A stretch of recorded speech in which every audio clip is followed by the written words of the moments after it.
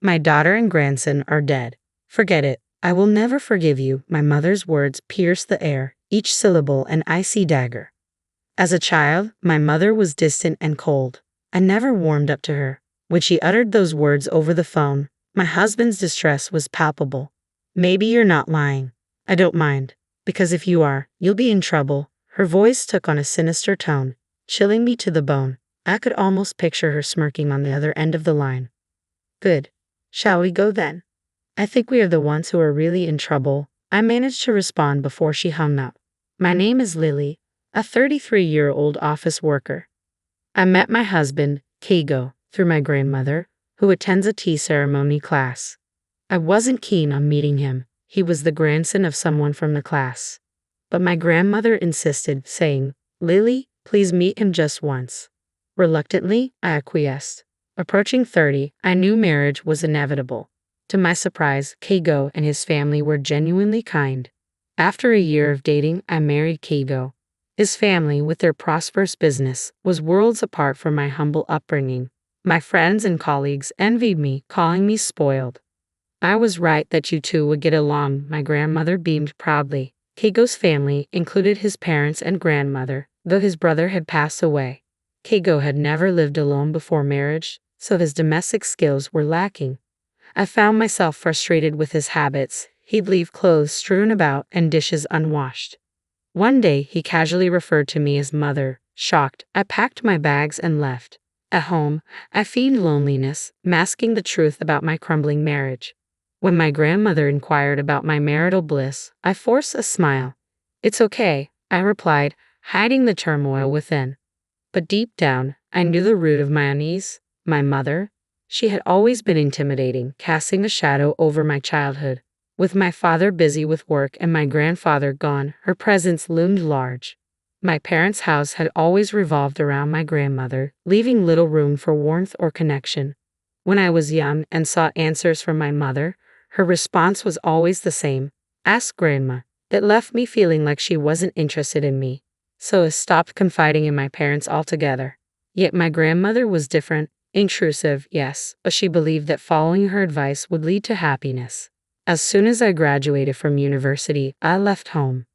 I didn't fully grasp what family meant, but my husband's family seemed harmonious.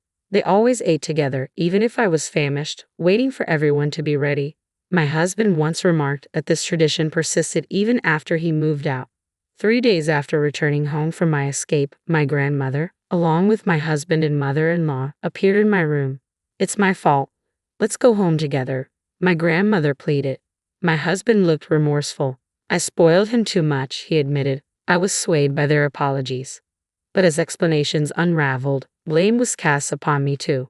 My grandmother sighed, pointing out my faults. Even my mother apologized, urging me to reconcile. Feeling abandoned, I left without a word.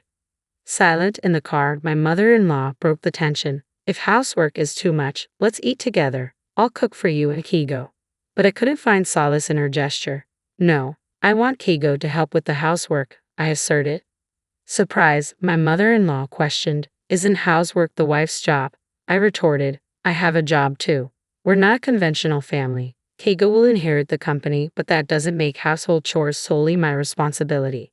Despite my silence, my mother-in-law persisted. Finally, I confessed my pregnancy, despite being told to keep it secret. My husband was thrilled, and I knew, amidst the chaos, a new chapter awaited. My mobility had diminished since my husband was to become a father. I wished he'd be a tad more cooperative with household chores. It's as simple as that. Irritation brewed within me as I hadn't even visited a maternity hospital for examination yet. Unexpectedly, my mother-in-law's demeanor shifted. From complaints to gentle inquiries about my pregnancy, it felt like a flip of a switch. Was this a split personality? Upon returning home, I found the room surprisingly clean. "Did you clean it?" I asked my husband. "I wish you'd have kept the pregnancy a secret," I sighed. He confessed that my mother had been a nuisance, bothered by the impending arrival of our child. "I'm sorry," he said earnestly. His sincerity moved me. Perhaps I should try a bit harder. Eating at my parents' house on weekends sounded appealing. His gentle suggestion left me with no reason to refuse. Despite knowing I should take it easy, I embarked on a challenging pregnancy journey. At the maternity hospital the following week, the doctor's confirmation brought immense joy. I promised to shower our unborn child with love. Eating at my in-laws wasn't as dreadful as anticipated. Their happiness about the pregnancy was palpable, especially my father-in-law and grandmother-in-law. "Come on, Lily, eat. You're carrying our precious there," my mother-in-law cooed, masking any hint of sarcasm. I reassured myself that I could manage, but as we sat for dinner the following week, I reached my breaking point. Despite my embarrassment, I mustered the courage to make a request to my mother-in-law. "I'm sorry, mother-in-law." My mother-in-law's smile abruptly faded into a grim expression when I mentioned my morning sickness. Feeling uneasy and unwell, I confessed that I couldn't wait until dinner time to eat due to nausea. However, her response was unexpected. "Morning sickness? Didn't Kigo tell you? We have a rule to eat only when everyone is present. Please be patient," she stated firmly, catching me off guard. Her subsequent attempt at humor, calling the situation totally nasty, only added to my distress, tears welling up in my eyes. That evening, with my father-in-law arriving home late, dinner was delayed until after 8 p.m. Unable to wait, I ate quietly while my mother-in-law was out, feeling ashamed of my own actions. Later, when I returned home, exhausted, my husband chided me for being greedy at my parents' house. My attempt to explain my morning sickness fell on deaf ears. "Well, I'm a man, so I don't understand," he concluded dismissively. Overwhelmed with anger and speechless, I ceased visiting my in-laws. Instead, I feigned illness to avoid facing the discomfort and humiliation again. Each day, grappling with the weight of morning sickness, I longed for relief while cherishing the growing life within me. Despite my father-in-law and grandmother-in-law's gentle reminders to take it easy, my mother-in-law's relentless insistence on my presence became a source of stress. Her incessant calls only worsened the situation, leaving me with a pounding headache. In the midst of my discomfort, I couldn't help but wonder why Keigo was the only one visiting my parents' house. The pressure from my mother-in-law weighed heavily on me, pushing me further into isolation. "I have severe morning sickness," I sighed, hoping for some understanding. "Huh, again? I guess that means you're feeling good," my mother-in-law quipped, her tone light. Feeling dismissed, I retorted, "Yes, even though I look sick, no one sympathizes with me. Just because you didn't have morning sickness doesn't mean everyone else is fine." Apologizing for the bad signal, she hung up. Frustrated, I packed my things and returned to my parents' house, entering the second half of my pregnancy. When I mentioned to my husband about wanting to stay home early, he casually brushed it off. Despite frequent calls and messages, I ignored them, feeling overwhelmed. Even my grandmother, usually gentle, expressed her displeasure, refusing to offer assistance. Despite the strained relationship with my in-laws, one silver lining was more time with my mother. Confiding in her, I revealed the tension with Keigo and his mother. Keigo's indifference towards household chores and occasional outbursts left me scared and isolated. When I approached my mother-in-law, she urged me to be patient, even after I showed her a bruise from one of Keigo's outbursts. Now, contemplating divorce after the baby's birth, my mother listened in silence, her expression stern. "Yes, I understand," she finally replied. With just one word, I responded to the chaos unfolding around me. Eventually, I gave birth to a healthy baby boy. When labor pains struck, I reached out to my husband, but his cold response left me feeling faint. "I can't go, I'm busy with work. Just let me know when you're discharged," he said, indifferent to the impending arrival of our child. His callousness fueled my anger, so when the day of discharge arrived, I chose not to inform him, and strangely, he didn't reach out either. As I made my way back to my parents' house, my phone rang. It was Keigo, demanding to know why I hadn't returned home yet. His voice, filled with frustration, echoed through the room. Silent shock engulfed me when my mother uttered her unforgivable words. "My daughter and grandson are dead. Forget it, and I will never forgive you." It was outrageous. Then, a voice, unfamiliar yet somehow familiar, spoke nearby. It was Keigo's mother. Accusations flew, and my body trembled with disgust. My mother intervened, suggesting we involve the police to address the abuse I had endured. With a firm hand, she ended the call and enveloped me in a tight embrace, offering the comfort I desperately needed. It was the first time my mother had hugged me in such a way, and in that moment, I felt an overwhelming sense of relief knowing she was by my side. As I watched my son sleeping peacefully with my mother, My grandmother returned, her footsteps echoing loudly. What the hell?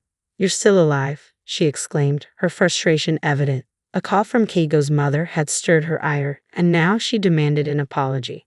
Reluctantly, we accompanied her back to the in-laws' house. But upon arrival, tension hung thick in the air. My mother-in-law and husband greeted us with cold stares. Oh, isn't he our cute heir? My mother-in-law cooed, reaching for my son, but I recoiled involuntarily. Don't touch me, I snapped, surprising myself. An argument erupted when my husband dismissed my concerns about divorce. His fear was palpable, faced with the possibility of separation. My mother-in-law's accusations only added fuel to the fire. You should apologize. The police are exaggerating, my husband insisted, but I stood my ground. Amidst the chaos, my mother's silence spoke volumes. Which one is crazy? She challenged, glaring at my grandmother. Suddenly, a commotion from outside interrupted the confrontation. Keigo's grandmother arrived, her presence commanding attention. With cold eyes, she admonished her daughter and grandson for their behavior. In that moment, realization dawned. Keigo's obsession with the family business had blinded him to my struggles. His grandmother's words struck a chord, prompting apologies from both my husband and mother-in-law.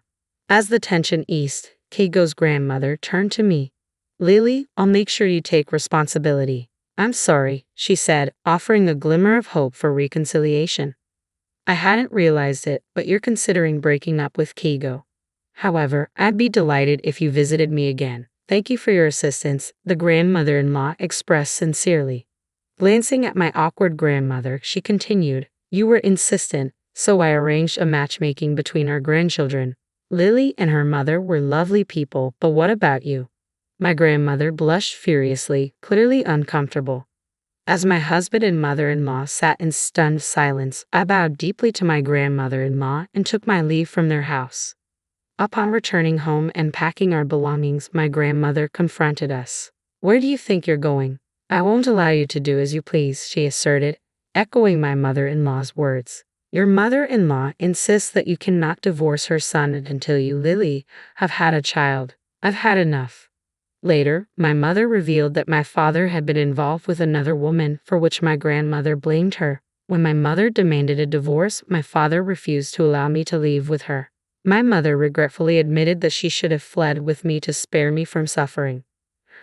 Her words brought tears to my eyes. Eventually, both my mother and I divorced our respective partners.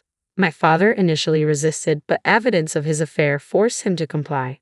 Learning of his betrayal shattered my perception of him, and I vowed never to see him again. My mother also sought compensation from my grandmother for the distress she caused. Keigo's family faced consequences too. They were ousted from their former position of influence due to embezzlement allegations. It turned out that Keigo's grandmother, now the company's chairwoman, had uncovered their wrongdoing. When faced with the ultimatum between family and company, Keigo chose the latter without hesitation. His tearful reunion with his mother bore no forgiveness, as they both faced accusations of criminal activity before disappearing. Despite the turmoil, life improved after our divorces. My mother and I rented a small room and began living together, finding solace in each other's company. I named my son, I Am You, a testament to our newfound independence. My mother flourished on her own, rediscovering her passions and hobbies. Colleagues noticed her increased happiness, and even at my part-time job, I found myself smiling more. Through living together, I learned more about my mother, her talents, preferences, and dislikes. Grateful for everything she had done for us, I thanked her sincerely. Moving forward, I vowed to embrace the future alongside my precious family, strengthened by the bond between my mother, my son, and me.